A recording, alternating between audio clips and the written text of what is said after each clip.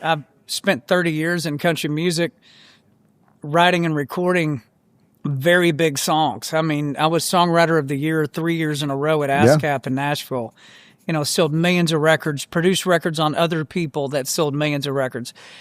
But at one point, I had to kind of look at the back and forth of that whole scenario and say, well, is the music industry's approval of me more important to me than my right to free speech? Is it more important to me than setting an example for my two sons? Do I want to be the guy that yells at the TV on the evening news and goes, look at what these people are doing to our country, and then turn right around, put on my boots and my hat and walk the red carpet and play patty cake with the exact same industry and people that are doing the things I've been yelling at? Well, that's hypocritical. And I decided one day, no, I'm just not going to do it. I don't know what the fallout's going to be, but I'd rather say what I want to say, be an actual American. And if there's a bloody nose to take, then I guess I'll take it.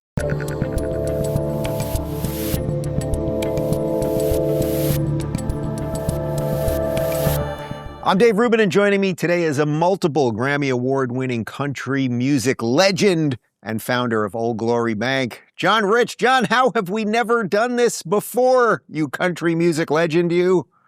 I'm not sure, man, but I'm glad we're doing it now. Appreciate you inviting me on.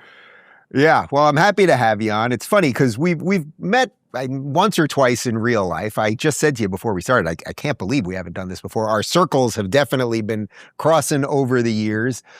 Is that strange for you that you end up talking politics and culture and have a whole other audience related to that when obviously your passion is music and all the things that, you know, made you the star that you are? Yeah, it is. It is a little strange. Honestly, it's not something I thought, first of all, anybody would care what I have to say. And honestly, I don't think they do care what I have to say. But I think I probably do represent a large swath of the country. You know, my background is not fancy at all. I'm a high school graduate, grew up in the Panhandle of Texas, double-wide trailer, kind of a month-to-month paycheck kind of a house, and, you know, blue-collar parents. And I chased the American dream. Music was what I wanted to do, and I was blessed to be able to attain it and do really big things with it. And I've always looked at that scenario as, how is that possible that I've been able to do that? And when you really answer that question, honestly, the right to pursue happiness is the phrase that I like to lock in on. Not the right to be happy, the right to pursue happiness. That's a big word. It means to be in motion, going after it. That happiness is not just going to sit down in your lap or wait quietly in the corner while you walk up to it. You have to chase it down.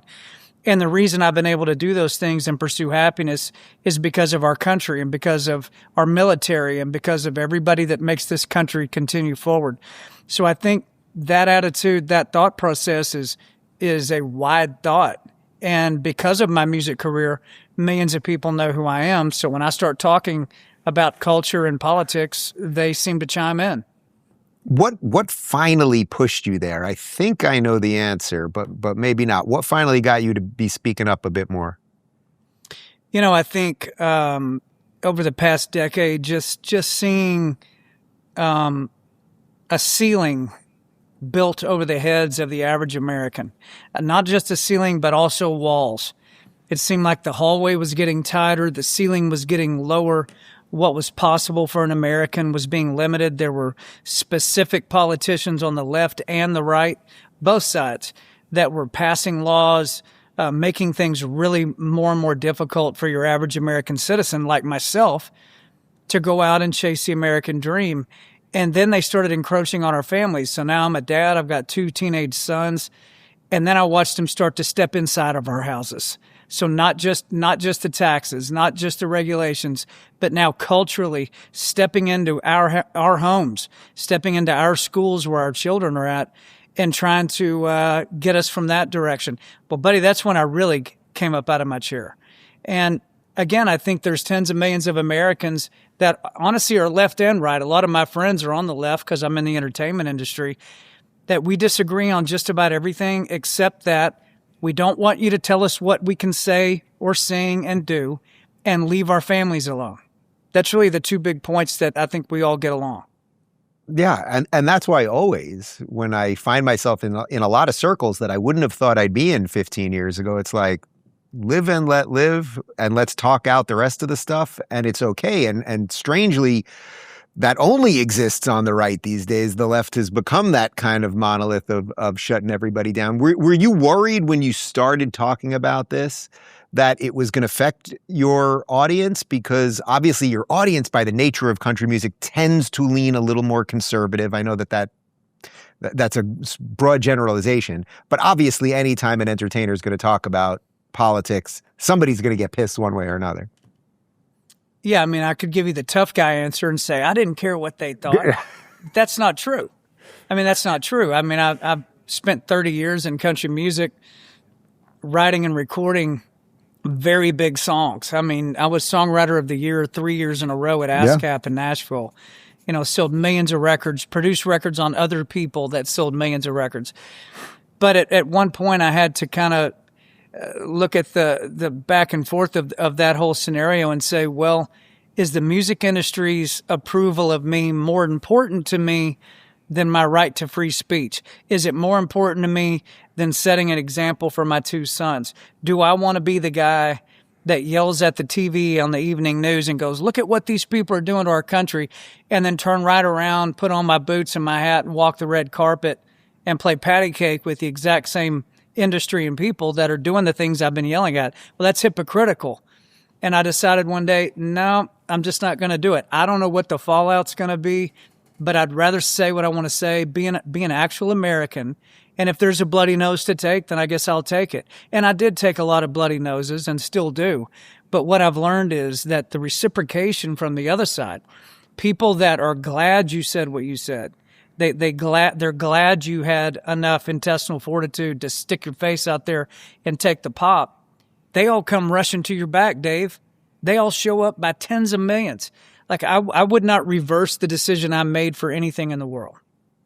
Yeah. Do you find that the ascendancy of the middle of the country is connected to all of this, that people are moving to Nashville, and it's not just because of the music, it's because of the cultural stuff, that there's something very deep suddenly happening here? Yeah, I mean, I think the more totalitarian you get, the more abusive a particular state or city gets towards its citizens, and the more limited that those citizens feel living in that state or city, they're only going to put up with that for so long, and so they leave. It's why there's no U-Hauls heading towards California. They're all being trucked in on 18-wheelers, and then there's one way out. I mean, that's what you get. It's interesting that, like, Gavin Newsom wants to run for president and make America California again. Okay. I don't see that working. I mean, good luck. I've got a lot of friends that used to live in California, and these are liberal friends.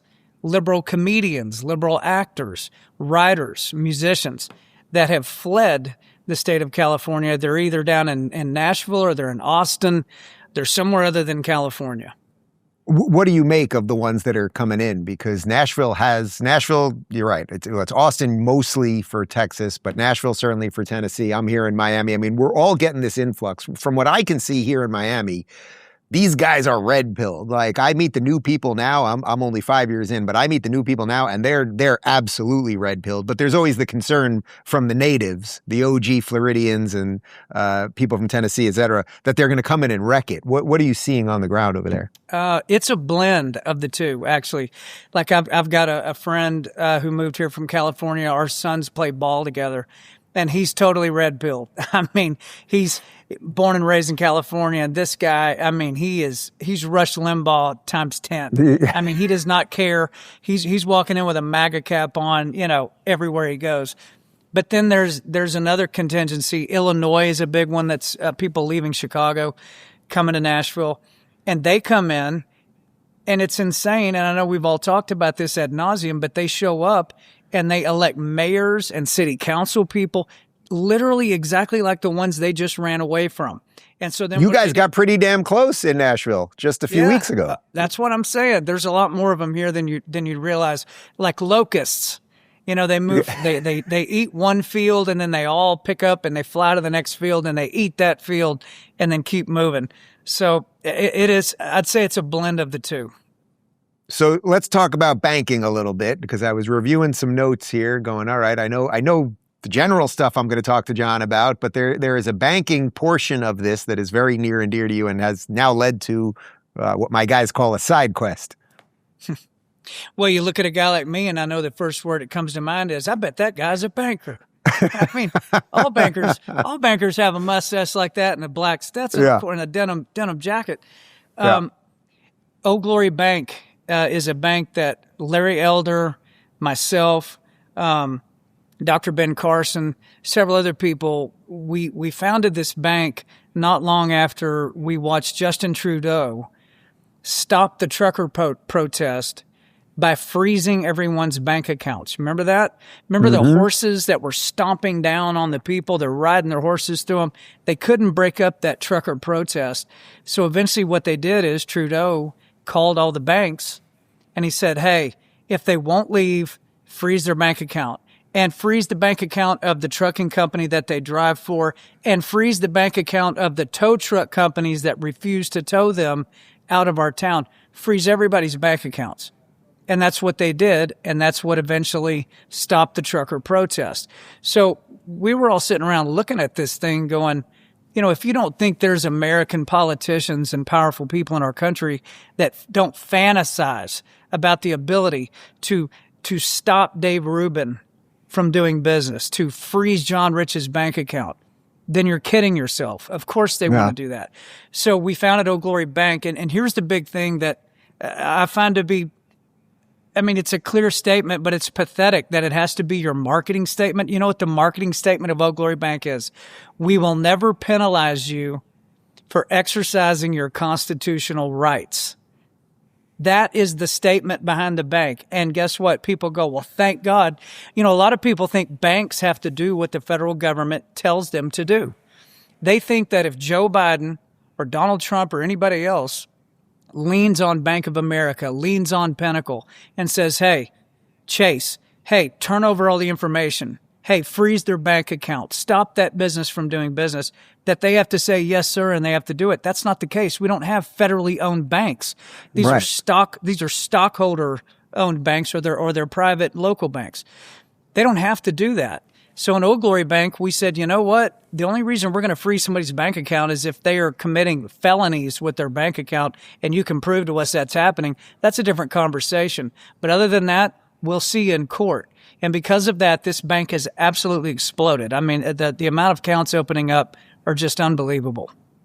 How do you guys operate in a world of big banks, in a world of too big to fail that then just made everything bigger? That was quite literally the resolution was, we have these institutions that are too big, so then they combine them to make them even bigger. I mean, how do you operate in a system that is kind of diametrically opposed to what the mission statement is? Because the system that's in place has betrayed everyone so bad for so long that your average American is looking around going, what am I supposed to do? I can't trust any of these banks. And then you offer them an alternative that you can trust it, and that the mission statement is you're not going to be penalized for basically being an American. They go, really? And then in 8 minutes, they're able to open an account. You know why it only takes 8 minutes? Because the person on the other side of the phone is an American that speaks English that you can understand. I mean, what a concept. It's like back to the basics. It's just treating people like American citizens, and they appreciate that.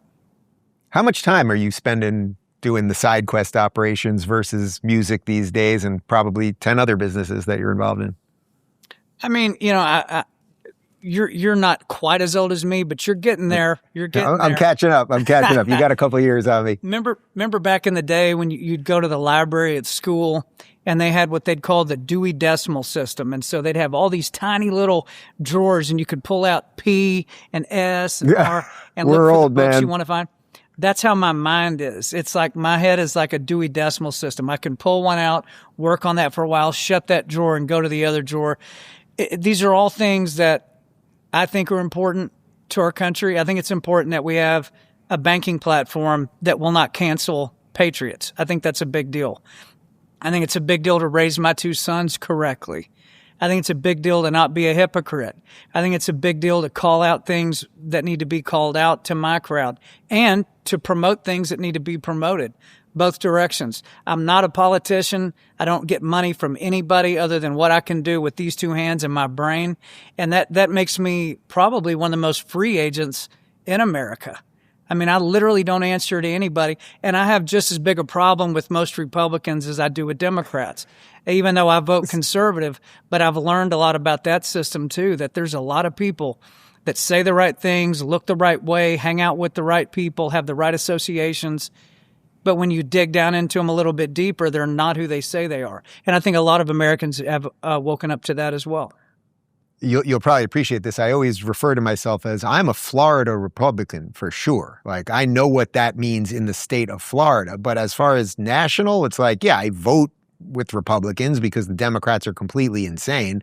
But I certainly don't have this like crazy belief that they're going to never fail me, because they usually will. Actually, to that point, what do you make of some of the infighting on the right now? Like, it seems to me that we should be so united, regardless of whether we all agree 100% on any of these issues. And yet there's an awful lot of unnecessary fighting right now. Are you tracking that? Oh, yeah, I'm tracking it. Of course I am. I mean, every inch of it, every centimeter of it, every day. So what do we do? What do we do? Well, I mean, one thing that's, in my opinion, good about the right is that we're not afraid to argue with each other, debate each other, call each other out. I mean, the country was founded with men who had vigorous debate, and even within their own party. That was when they were building out the Constitution, for instance. I mean, you know the stories. I mean, hardcore, like really aggressive debate that went on back then, and that made the country stronger and made it greater. You know, the left will never debate each other. Very rarely will you see anybody on the left call out somebody else from the left. But on the right, yeah, it's happening all the time. To me, that is the way that the general public, when they see two factions of the same party vigorously going at it, it gets your attention, doesn't it? You're like, why are they arguing? What are they arguing about? And then you start reading what they're arguing about, and then you get to make up your mind where you land in this argument. And maybe you don't land with either one of them. Maybe you go, both of them are totally missing it. But it does lend itself, I think, to the basic American digging into the subject themselves and learning more about it. Yeah. Are you worried that some of this fighting is going to lead to, the bloodbath that everyone's predicting for the Republicans in the midterms, and then we're just hung up for the next 2 years? I mean, Trump will just be sort of over. It could happen. I mean, it could. Listen, here's another thing. If you promise things that vote for me and you're going to get this, and then here's the problem with the general public. If they don't get it right away, that to me is the caveat.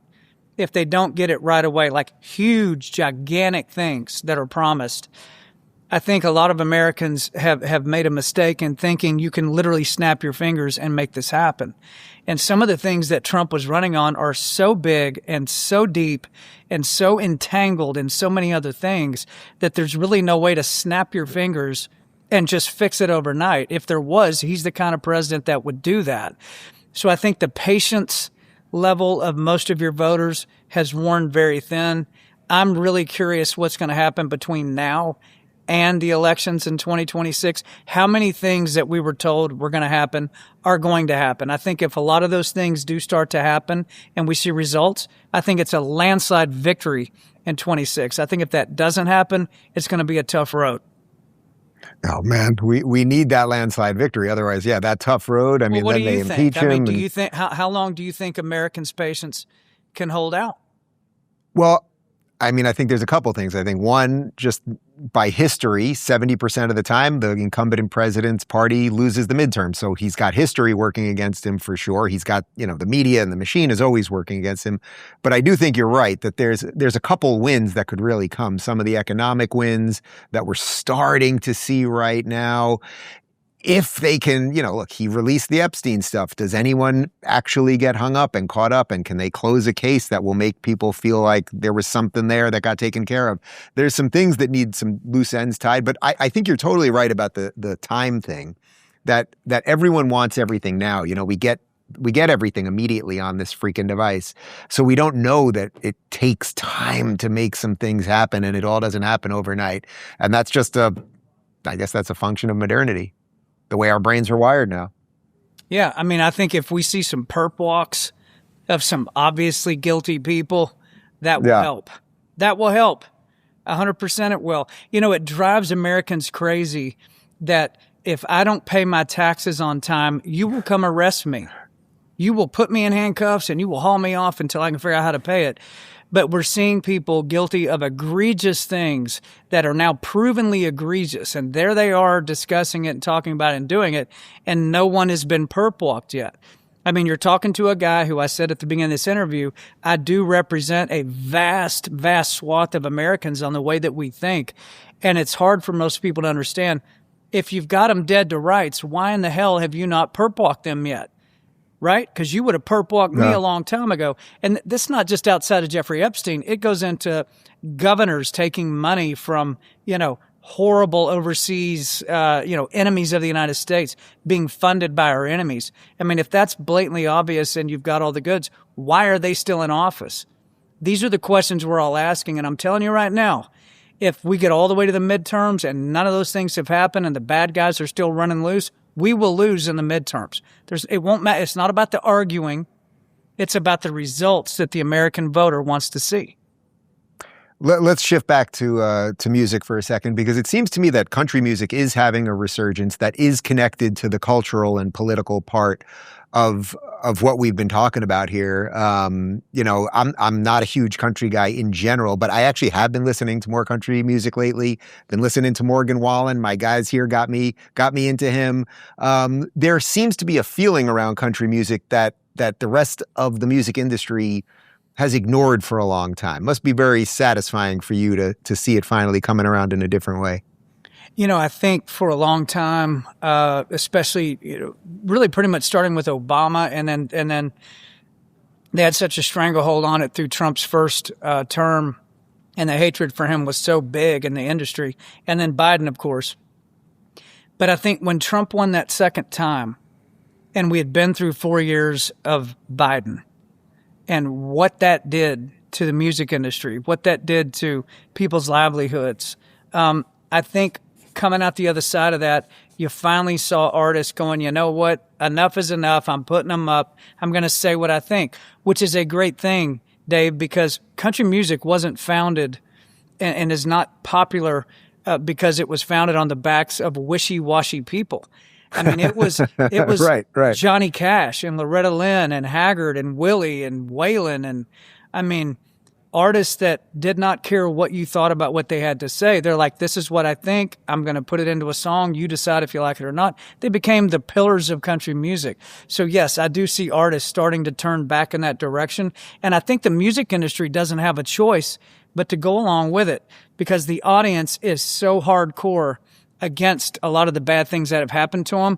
If you go the other direction, the phrase I use is they will Dixie chick you. They will turn you off and never turn you back on. What do you make, though, of the general state of how the music itself, putting aside that people are speaking up more, that the message of the music, country music has a pretty consistent message, and that seems to be now hitting people in a way that, I watched freaking Bad Bunny at the halftime show, and putting aside that my Spanish is very broken, I was like, I don't know, is this music? Okay, I guess.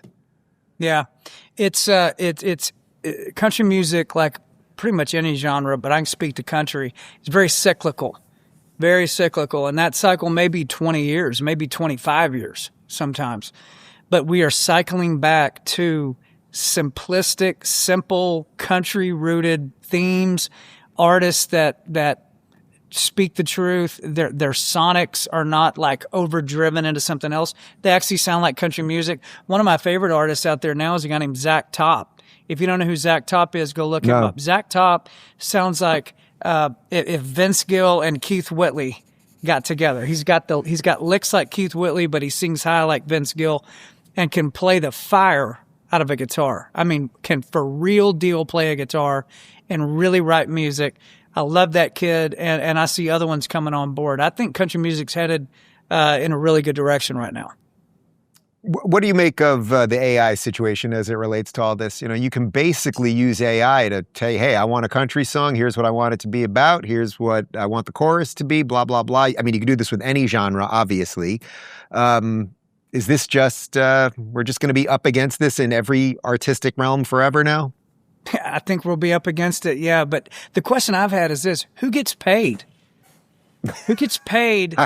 Okay, if AI... OpenAI? I don't know, yeah. I mean, so OpenAI is going to start a publishing company, but I mean, who is it? The person that prompted the AI? They're going to start getting a check from BMI and ASCAP, and I mean, who's going to get the money for that? So there's that whole side of it. But the other side is there is no machine or tech that will ever be in love.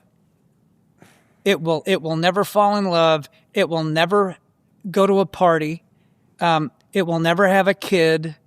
It will never go to a funeral. It will never understand the dynamics of life like an actual human being. And that respect, it will never, ever replace the great American songwriter. We say things from such a place of experience and depth. I mean, that's what we do. We experience the same things everybody else experiences, but our skill set allows us to pull that out through a pencil, onto the page, out a guitar, through a microphone, and into your ears. AI will never be able to compete with that. And the question is, can they fake it well enough to drag the rest of us into the digital realm? I suspect you're probably right. We will always have humans churning out something a little better than the machines, but I guess that's what the Matrix was about. Bring it on. Bring it on. I'll take on Grok any day. I'll take on OpenAI any day. Let's go. John Rich, you're always the real deal. We will link to Old Glory Bank down below, and I hope we can do this in person next time. Appreciate it, Dave. Thank you. If you're looking for thoughtful political conversations that won't raise your blood pressure too much, check out our politics playlist right here. And if you don't want to miss any future videos, make sure to subscribe and hit that notification bell.